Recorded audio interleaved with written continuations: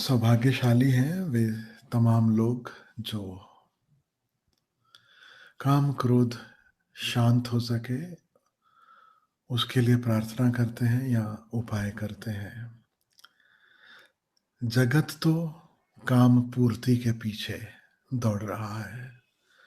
जगत क्रोध कैसे प्रकट कर सकें, कैसे द्वेष कर सकें, कैसे उनकी ईर्ष्या सही है, उसे जस्टिफाई करने में लगा है। बहुत कम लोग हैं इस पृथ्वी पर जो इन विकारों से मुक्त होना चाहते हैं, मुक्ति की चाह रखते हैं। मुक्ति की चाह, जिसे संतों ने कहा मुमुक्षा, एक ऐसी चाह है जो अनेक अनेक चाहों से हमें मुक्त कर देती है। किसी को चांद चाहिए, किसी को सितारे चाहिए, लेकिन मुक्ति की चाह सर्वोपरि। मुक्ति की चाह का अर्थ है एक ऐसी अवस्था की चाह जहां कोई चाह नहीं हो, जहां कोई चाहत न बचे। जगत दौड़ रहा है, चल रहा है, क्योंकि चाह मौजूद है। अगर चाहत ना हो तो शायद यह जगत जिस कद्र दौड़ रहा है वह दौड़ना समाप्त हो जाए, इस जगत की सारी झंझटें समाप्त हो जाएं, इस जगत के सारे रोग विदा हो जाएं। हर कोई बस चाह रहा है, चाह रहा है, चाह रहा है। यहां तक कि मंदिर, मस्जिद, गुरुद्वारा, चर्च, दरगाह, कहीं भी जाता है वो अपनी चाहत को अपने साथ लेकर जाता है और उसे बड़ा प्यारा नाम दे देता है। नाम दे देता है मन्नत। मन्नत का कुल अर्थ इतना है, मन की मांग, मन से मांगी हुई वस्तु। तो जो मन से मांग रहा है, याद रखना, अंततः है भिखारी, क्योंकि मांगना भिखारीपन की ही निशानी है। संत आते हैं, सदगुरु आते हैं इस पृथ्वी पर, वो हमें सिखाते हैं कि कैसे हम भिखारीपन छोड़ सके, कैसे हम सम्राट हो सके। एक बहुत ही प्यारे वचन है, संत वचन है, मैं आपको कहना चाहता हूं। चाह गई, चिंता मिटी, मनुआ बेपरवाह। समझना इस बात को खूब अच्छे से। चाह गई, चिंता मिटी, मनुआ बेपरवाह। पूरा का पूरा साइंस है। जड़ों में क्या है? चाह। और इन जड़ों में जो फल आता है वो सेवन के लायक नहीं है। जानते हो क्या फल आता है? वह है चिंता। किस तरह की चिंता? पहले यह चिंता कि चाह पूरी होगी कि नहीं होगी, और अगर चाह पूरी हो जाए फिर यह चिंता कि क्या यह चाहत फिर से पूरी होगी या नहीं होगी। और फिर यह भी चाह, यह भी चिंता कि चाहत पूरी तो हो गई, कहीं हाथ से छूट तो नहीं जाएगी, कहीं फिर से विदा तो नहीं हो जाएगी। जो मिला है वो कहीं हाथ से फिसल तो नहीं जाएगा। तो जितनी चिंता है जगत में, सारी की सारी चिंता चाहत में उसकी जड़ें हैं। जहां चाह वहां चिंता है। और चिंता कैसी है वो तो कबीर साहब हमें बहुत बार बता चुके हैं। चिंता ऐसी डाकिनी, सुनते हो ना, या चिंता चिता समान। तो हमें चिंता में जीना है या हमें अचिंता में। मनुआ जहां बेपरवाह हो, इस भांति जीना है। बेपरवाह, इस शब्द को भी ठीक से समझ लेना अच्छा है। एक शब्द है लापरवाह। लापरवाह का अर्थ होता है केयरलेस। बेपरवाह लापरवाह नहीं है। लापरवाह यानी बेहोशी, मूर्छा, होश ही नहीं, कोई जिम्मेवारी नहीं, तो परवाह नहीं।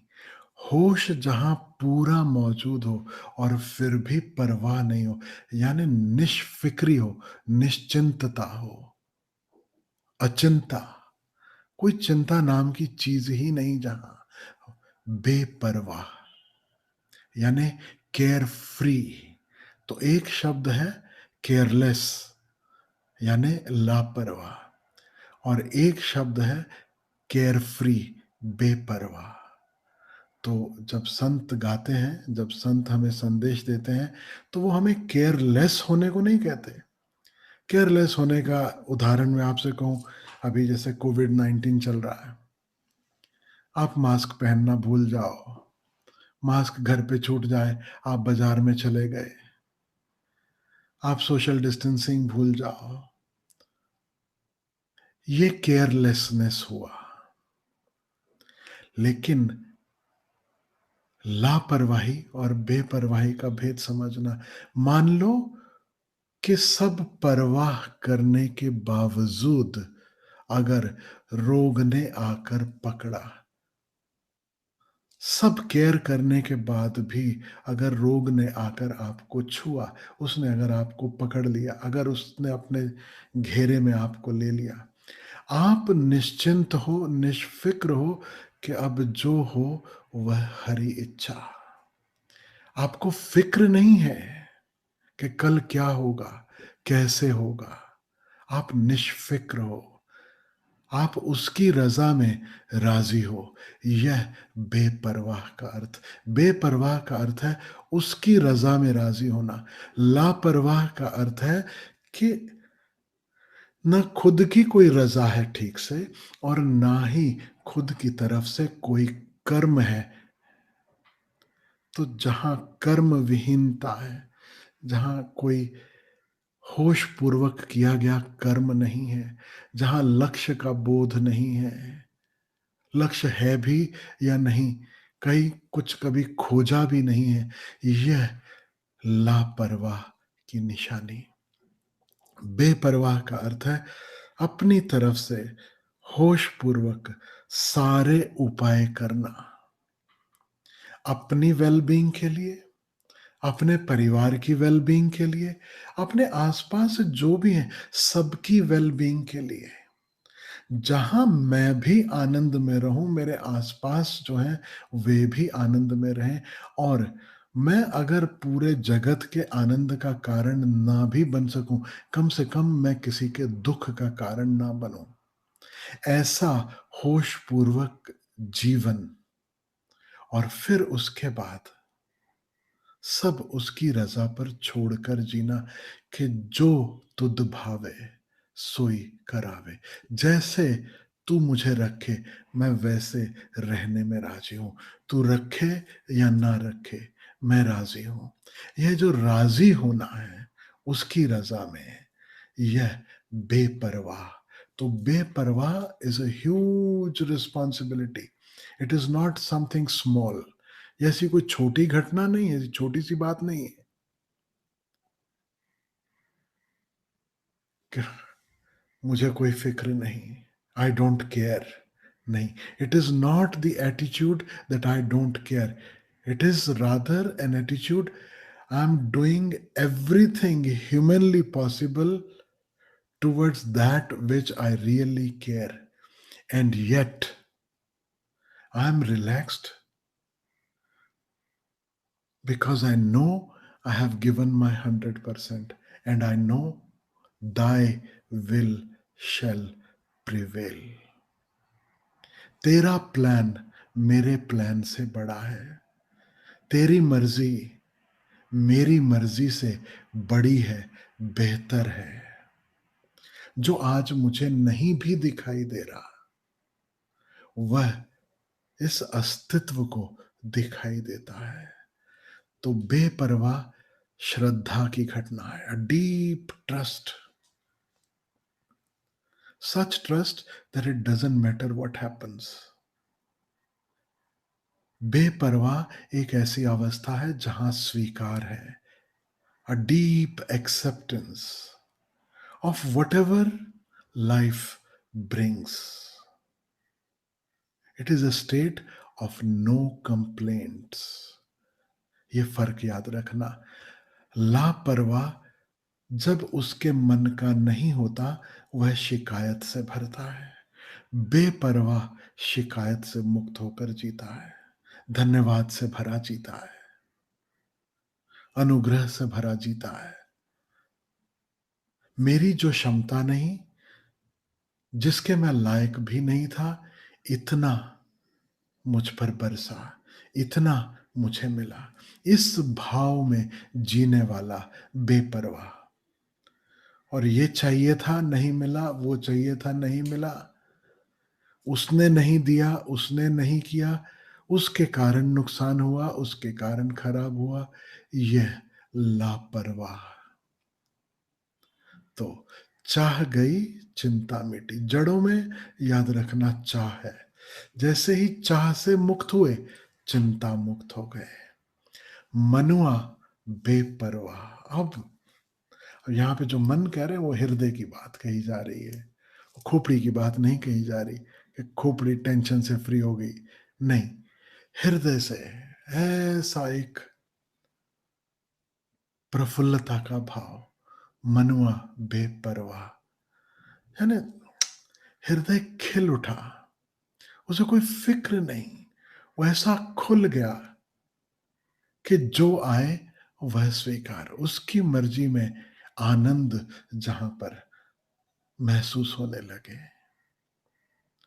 जिसको कछु न चाहिए सोई शहंशाह। सुनो फिर से कहता हूं, चाह गई चिंता मिटी, मनुआ बेपरवाह, जिसको कछु न चाहिए सोई शहंशाह।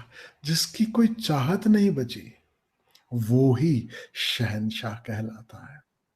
आप कल्पना कर सकते हो कि आप किसी मॉल में गए हो, बड़े से बड़ा मॉल, जैसे पूना में हमारे फिनिक्स मॉल है, सबसे बड़ा मॉल, ऐसा। अब बंबई में कोई और होगा, दूसरे किसी शहर में कोई और होगा। Imagine you have been to the best mall, और रंग बिरंगी दुकानें सजी हैं, सब तरह तरह की वस्तुएं उपलब्ध है, और आप सब जगह घूमते हो, आप सब देखते हो, और आप अगर रियलाइज कर पाओ कि there is so much that I don't even need, I don't even want, can you imagine the Joy. दुकानें लगी, सब कुछ उपलब्ध है, लेकिन आपको यही समझ में नहीं आए कि मैं लूं तो लूं क्या, मैं चाहूं तो चाहूं क्या, कुछ, there is nothing I need. Can you imagine the Joy, the feeling of being settled, the feeling of contentment, real contentment, वास्तविक संतोष, मन को मारकर किया गया संतोष नहीं कि ये तो मिल नहीं सकता, संभव नहीं है, तो किसी तरीके मन को मना लो, संतोष रखो, धैर्य रखो, मतलब आज नहीं मिला कोई बात नहीं, शायद कल मिलेगा। यह संतोष नहीं है। संतोष, याद रखना, संतोष शब्द में संत जुड़ा है। संत जिस भाव में जीते हैं वह संतोष।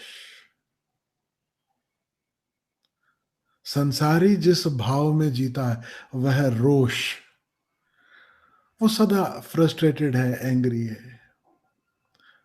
रोष समझते हो ना, रूठा रूठा, थोड़ा गुस्से में, थोड़ा फ्रस्ट्रेटेड, रोष, बड़ा प्यारा शब्द है। There is not a true English word equivalent of रोष।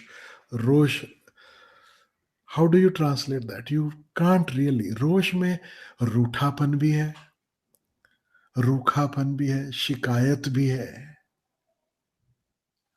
किसी दूसरे के प्रति रोष। ऐसा समझो, राग और द्वेष, ये दोनों को जोड़ दो अगर, तो जो बनता है वह है रोष। और संत जिस भाव में जीते हैं वह है संतोष। वहां राग खत्म हो गया, द्वेष खत्म हो गया, अब उसकी रजा सर्वोपरि हो गई।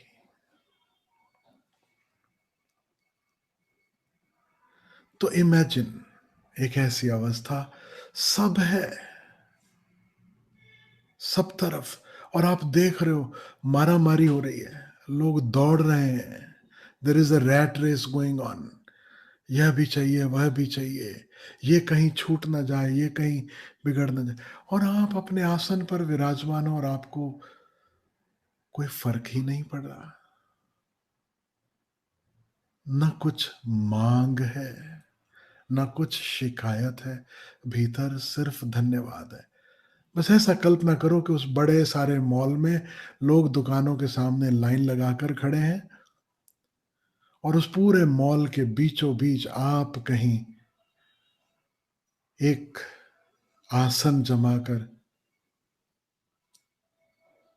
लोटस पोस्चर में सुखपूर्वक बैठे, एकदम ध्यानस्थ अवस्था में आप बैठे हो, आसपास सब दौड़ रहा है, आसपास पूरा तूफान चल रहा है, और आप बिल्कुल उस मॉल में सेंटर में बैठे हो। सब दिखाई भी दे रहा है, सब खेल भी दिखाई दे रहा है, and it does not matter to you at all. सच पूछो तो संतों का जीना बिल्कुल ऐसा ही है। वो मॉल में बिल्कुल सेंटर में बैठे हैं, लेकिन लोगों को दुकान की इतनी पड़ी, उनको जो बीचों बीच कोई बैठा है अगर शांत, जो दौड़ नहीं रहा, वो उनको दिखाई भी नहीं देता। कोई कोई विरला है जो एक दुकान से दूसरी दुकान पर जाते हुए रास्ते में जिसकी नजर पड़ जाती कि अरे कोई शांत भी बैठा है, कोई आनंद में मौज में भी बैठा है, तो उत्सुकता जगती है कि भाई तुम इतने शांत और मौज में कैसे? और वह तुमसे बोले कि तुम भी इतने ही शांत और इतनी ही मौज में हो सकते हो, और तुम बोलो उसके लिए करना क्या? बोले करना क्या, कुछ नहीं, बाजू में कितनी जगह, आओ तुम भी बैठ जाओ, चाहो तो अभी इसी क्षण। जिस दिन दौड़ बेकार लगने लगे, जिस दिन इतनी हिम्मत जुटा लो, भले मन कहे कि शायद आगे मॉल में कुछ ना कुछ जरूर मेरे काम का मिल जाता, लेकिन तुम इतनी सी हिम्मत जुटा लो कि चल बैठ ही जाऊं, बैठ कर ही देखूं कि क्या होता है। जानना उसी दिन मुक्ति का द्वार खुल गया। तो एक और सूत्र देना चाहता हूं, सुबह जो मौन सत्संग में बैठते हो, मौन सत्संग में बैठने का अर्थ यही है, बीच बाजार में आप संत की भांति संतोष में बैठ गए, न कहीं जाना न कहीं आना। लेकिन हमारा मन इतना चालाक है कि वो ध्यान में भी एम्बिशन के उपाय खोज लेता है, कि मन अगर शांत भी हो गया, नाद भी सुनाई देने लगा, भाव भी अब परेशान नहीं करते, विचलित नहीं करते, अब इसके बाद क्या? बड़ा मन बेचैन होता है, क्योंकि मन की पुरानी आदत है, और आगे और आगे, इसके आगे क्या, इसके आगे क्या, और क्या पाना, और क्या मिल जाए, और क्या हासिल हो जाए। नहीं, उसके बाद और कुछ हासिल करने को नहीं है, और कुछ पाने को नहीं है, अब सब गंवाने को है, कि अब मैं भी विदा हूं। जहां चाह विदा हुई, धीरे धीरे अब खोजो कि चाहने वाले का स्वरूप क्या है। दौड़ विदा हुई, बेचैनी विदा हुई, अशांति विदा हुई। अब खोजो ये कौन था जो अशांत, कौन था जो दौड़ रहा था, यह कौन है, हु एम आई। और यह भी खोजना कोई बुद्धिगत खोजना नहीं है। सच पूछो तो सहज अपने भीतर यह प्रश्न उठे कि इस सारे तामझाम में हु एम आई, मैं कौन हूं। और कोई उत्तर मत देना, कोई उत्तर देने की कोशिश मत करना। उत्तर देने की कोशिश ही वापस मन में ले जाएगी।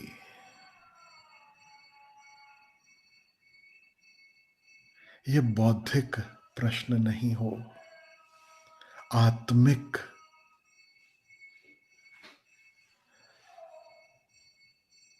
प्यास हो जाए, तड़प हो जाए कि फिर ये जो दौड़ रहा था, ये जो भाग रहा था, ये जो रो रहा था, ये जो बेचैन हो रहा था, जो अशांत हो रहा था, जब अशांति गई तो अब वो कहाँ है, वो कहाँ गया। अब खोजो।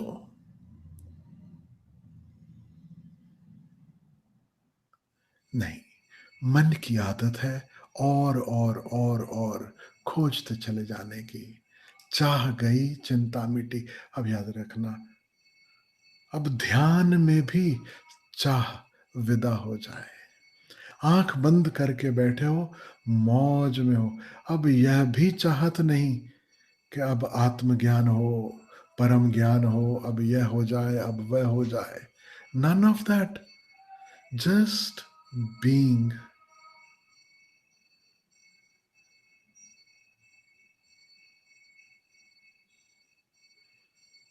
मैं कहने जा रहा था इन दैट साइलेंस, लेकिन भूल हो जाती। Just being the silence till you realize you are the silence. You are not the one experiencing the silence.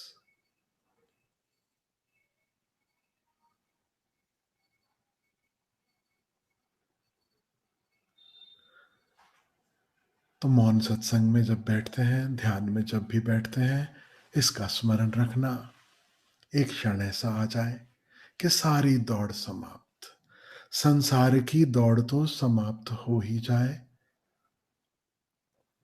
ध्यान की दौड़ भी समाप्त हो जाए।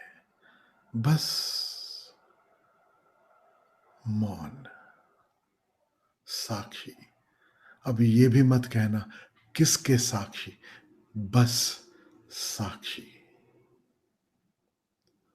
संतोष में जीना। तो बड़े प्यारे वचन आज याद आ गए, आपसे शेयर किए मैंने। चाह गई, चिंता मिटी, मनुआ बेपरवाह, जिसको कछु न चाहिए सोई शहंशाह। और हम सब पहले से शहंशाह ही हैं। शहंशाह हमें बनना नहीं है,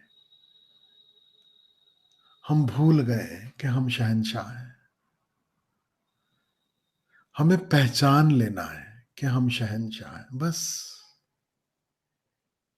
और उस पहचानने के लिए ये सारा तामझाम, आंख बंद करो, बैठो, देखो, खोजो, हु एम आई। कोई मिलने वाला नहीं है वहां पे। झूठ कहते हैं वो लोग जो कहते हैं कि भीतर ढूंढो परमात्मा मिलेगा। कभी किसी को नहीं मिला।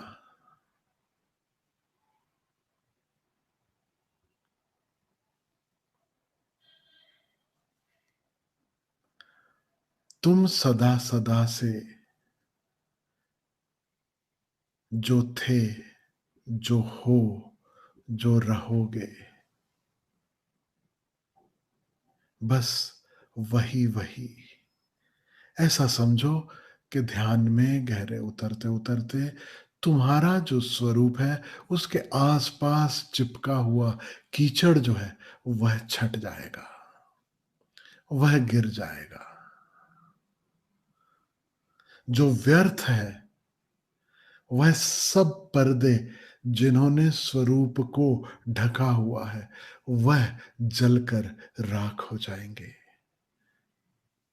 कुछ मिलेगा नहीं। जो है सदा से है। हम उसे भूल गए, इसलिए जीवन में सारी बेचैनी। और भूलने का एक ही ढंग है, एक ही उपाय है, मूर्छा, अनअवेयरनेस। जो विस्मरण का उपाय है ठीक उसी का उल्टा पुनः स्मरण का उपाय है। मूर्छा विस्मरण का उपाय है तो जागरूकता स्मरण का। और जागरूक और होश पूर्वक।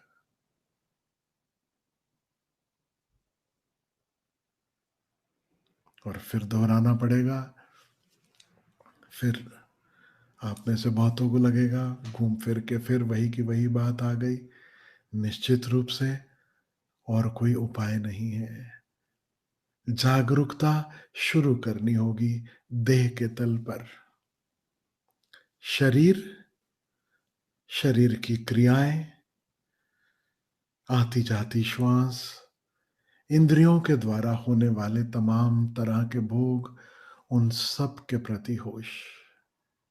ये पहला चरण होश का। फिर मन, मन के खेल, उसके स्वप्न, उसके विचार, उसकी महत्वाकांक्षाएं, मन की फंक्शनिंग। कैसे मन हमारी जीवन ऊर्जा को काम पे लगाए रखता है, कैसे मन मालिक हो गया और हम गुलाम की भांति जो मन चाहता है, जो मन मांगता है उसके पीछे दौड़ने लगते हैं। मन के तमाम खेल के प्रति होशपूर्ण होना, यह दूसरा चरण होश का। और तीसरा चरण होश का वे तमाम भावावेग जो हमें विचलित कर देते हैं, वह काम क्रोध लोभ हो या वह प्रेम हो या प्रसन्नता हो। याद रखना जो विचलित कर दे रहा है वह भावावेग। भावावेग का अर्थ ही वही है, लहर जो कभी उठती है और जो विदा होती है। यह तीसरा पहलू होश का। और चौथा चरण अब उसका होश, जब लहरें शांत हो गई, जब कोई लहर नहीं, जब सब शांत, जब किसी तरह का कोई वेग नहीं, जब सब स्थिर हो गया, हर तरह की चंचलता समाप्त हो गई, तब जो है उसका होश।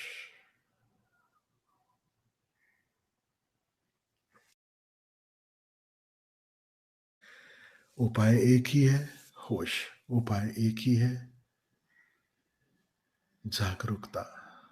बस इतना सा ख्याल रखना। कभी कभी होश खो जाएगा, कभी कभी मूर्छा जोर से पकड़ेगी, कभी लहर इतनी ऊंची उठेगी जो हमें बहा कर ले जाएगी। It is okay, be kind to yourself. अपने प्रति करुणा का भाव, स्वयं के प्रति क्षमा का भाव। कितनी ही बड़ी भूल क्यों ना हो जाए, कितना ही हम क्यों ना चूक जाए, forgive yourself. And not only forgive yourself, begin a new beginning. Start afresh, start again. क्योंकि भूल भी उसी स्वप्न का हिस्सा है।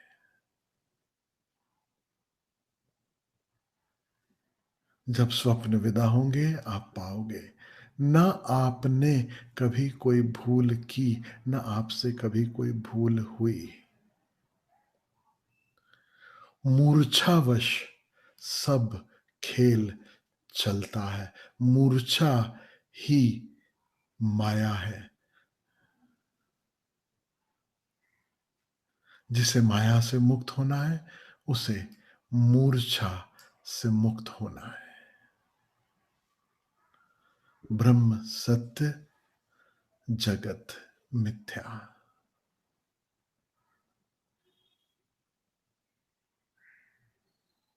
आज कुछ उसमें जोड़ना चाहता हूं मैं।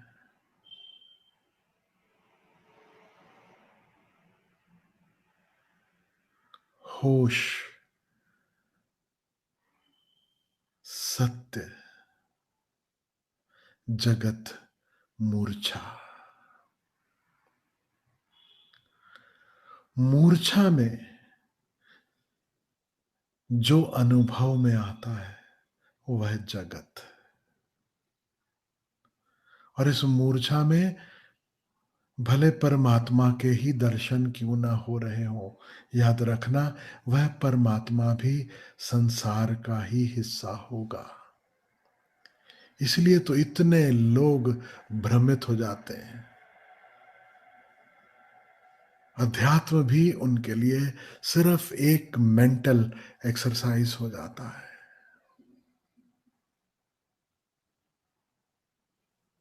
होश, सत्य, ऐसा होश जो सारे पर्दे, जो सारे अंधकार को जलाकर राख कर दे। शुद्ध होश, कह सकते हो शुद्ध चैतन्य, कह सकते हो चैतन्य ब्रह्म, जगत मूर्छा।